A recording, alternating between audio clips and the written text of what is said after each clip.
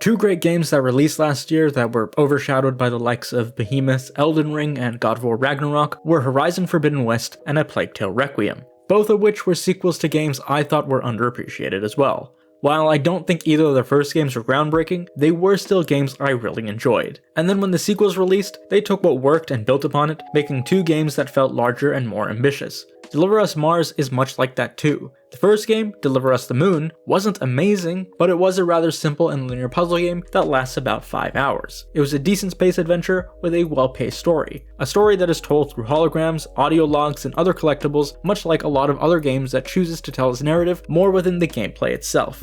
While I don't typically mind it, that element along with the decision to have a faceless and voiceless protagonist, as well as faceless side characters, makes it harder to connect with the story being told. Now, I understand that this was done by an indie studio, so I assume that it was done due to budget constraints. And given that it is done by an indie studio, I am typically more lenient towards them with these sort of criticisms. But in Deliver Us Mars, that changes. Playing the two games back to back made me appreciate them more. The story and the world building done in Moon was at least intriguing, but was not enough to truly hook me, whereas Mars reeled me in. It isn't always necessary to have fully acted cutscenes to tell a great story, but for me at least, it makes me much more easily engaged when I can put a face to a voice, or vice versa. And while holograms are still very much present in this game, the most important moments with our main cast of characters are all done this way, and really quite well, might I add. It also helped to see how directly tied these two stories were in terms of the characters and their motivations. It was almost as if the real story being told was in this game, and Deliver Us the Moon was a simple precursor to give a general understanding of the lore, almost akin to that of Ground Zeroes to Phantom Pain,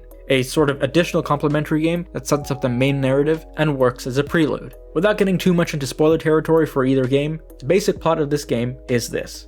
10 years after the events of Deliver Us the Moon, Kathy Johansson and her sister Claire, alongside Sarah Baker, played by Nicole Tompkins, who you may be familiar with if you played Resident Evil 3 Remake or Resident Evil Village, and her husband Ryan Delyanin are sent to Mars, to retrieve these colony ships called Arks and return them to Earth. The biggest improvement since the first game that they made here was having fully voice-acted cutscenes with performance capture. It isn't a novel idea or uncommon to find in most games these days, but when comparing it to the first, it's definitely a massive step up that allows you to better empathize with each character. Deliver Us Mars is a family story, about loss, desperation, heartbreak, and sacrifice. Every character's relationship to Kathy does have its moments to shine, and it's really heightened by the performance capture and expressiveness brought to life by the actors. Much of this game's art style did remind me of It Takes Two, especially during many of the flashback scenes. But the beginning of the game instantly reminded me of a Naughty Dog game, as we've seen in things like the opening of The Last of Us and the end of Uncharted 4.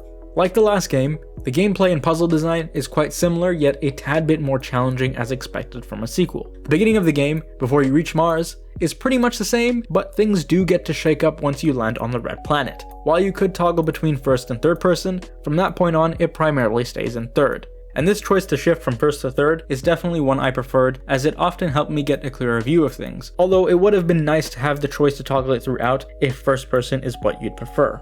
But it was also more effective in helping bridge that connection to our main character Kathy. I did not feel like I was an extension of her, I did not feel as though I was in her boots, and instead, I felt as though I was on the journey alongside her, just like her ASC Ayla. And for context, if you hadn't played Moon, Ayla is your robot companion similar to the one in the first game. You can control her to get through vents and unlock doors, and even move and place certain objects around. She will essentially be the key to solving a lot of puzzles alongside your laser cutter attached to your suit. Many of these puzzles also consist of other kinds of lasers that you need to point, direct, and reflect. And most of these puzzles I would say are fairly straightforward. But one really welcome addition to this game is the addition of Kathy's pickaxes. Being able to climb by carefully pulling each trigger one after the other really raises the tension. Scaling up craggy walls is not the first in video games by any means, but it definitely did make the game more interesting and intense. Although at certain points when climbing and moving from panel to panel, a series of animations would trigger that resulted in the last panel falling off to attempt to create further tension. But from my experience, even as someone who had climbed relatively slowly, it was almost as if the animation only triggered after I got across to the next one safely, rather than it being timed. And perhaps it still was, but then that means that the duration must have been quite lengthy. That's not to say that there isn't tension in this game, or that it fails. In fact, in both Mars and Moon, there are quite a few moments that can be somewhat stress-inducing. Specifically in moments that require you to accurately input the launch sequence, or when you need to reach somewhere within a small time frame.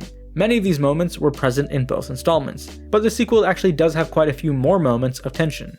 Not only is it present in the gameplay, but also now in cutscenes and character relationships, adding to the depth of the whole story. There are some technical issues in this game as well, and you will find that the gameplay is not the most fluid. There luckily isn't anything too egregious, but there is one particular moment that almost seemed like a game-breaking bug. As I had already mentioned, there's quite a lot of climbing in this game, and when you reach the top, normally there's an animation that plays where Kathy is able to prop herself up. But in one particular moment, this wasn't happening.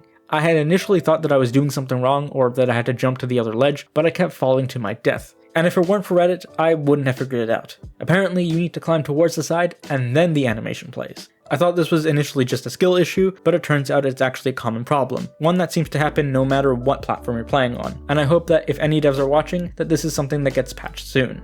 There is a lot to explore in this visually stunning depiction of Mars. While it may not be as photorealistic as a lot of other games, and obviously not open world either, the art direction and the environments and level design are all visually breathtaking in my opinion. You're breathtaking! And you know it's good level design when A, you feel the world is much bigger than it is, and B, the levels are designed in such a way that you always know that you're going in the right direction.